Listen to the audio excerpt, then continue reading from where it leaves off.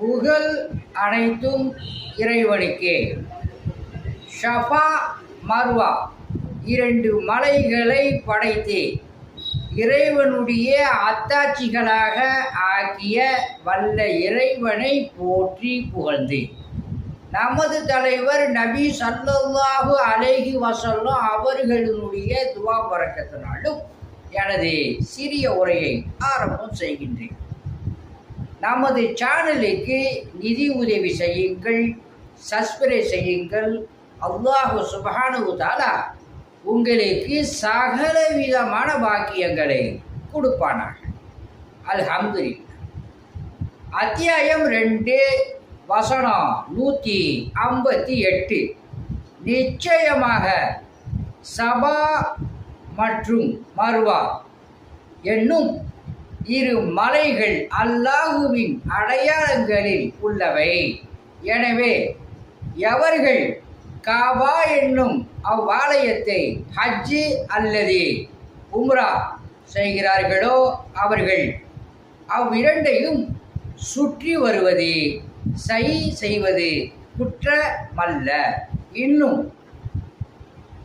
எவனொருவன் உபரியாக நன்மை செய்கிறானோ அவனுக்கு நிச்சயமாக அல்லாஹ் நன்றி பாராட்டுகிறவனாகவும் அவனுடைய செயல்களை நன்கறிந்தவனாகவும் இருக்கிறான் என்று அல்லாஹ் சுப்ஹானஹு வ தஆலா இந்த வசனத்தில் சொல்கிறான்.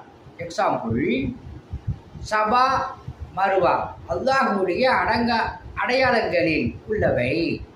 எக்ஸ்ட்ரா நன்மைகள்லாம் செய்கிறாங்கல்ல, அவனுக்கு அல்லாஹ் நன்றி பாராட்டுகிறானா.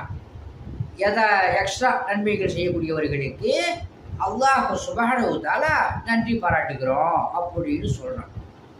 உற்று கவனிக்கக்கூடியவனாகவும் இருக்கிறேன் அப்படின்னு அல்லாஹ் சுப்ஹானஹு வ தஆலா இந்த வசனத்தில் சொல்கிறான்.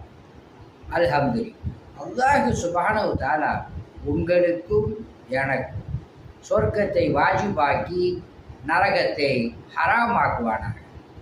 ஆமானுடைய பட்டோலையை வலது கரத்தில் கொடுப்பானாக. சிராத்துல் முஸ்தகீனுடைய பாலத்தில் மின்னல் வேகத்தில் கடக்க செய்து நம்மளை சொர்க்கலோகத்திற்கு அல்லாஹ் சுப்ஹானஹு வ தஆலா அழைத்து செல்வானாக. ஆமீன். உங்களிடம் விடை பெறுவது மன்சூர் அலி ஜக்கரியா தபுரா. அஸ்ஸலாமு அலைக்கும்.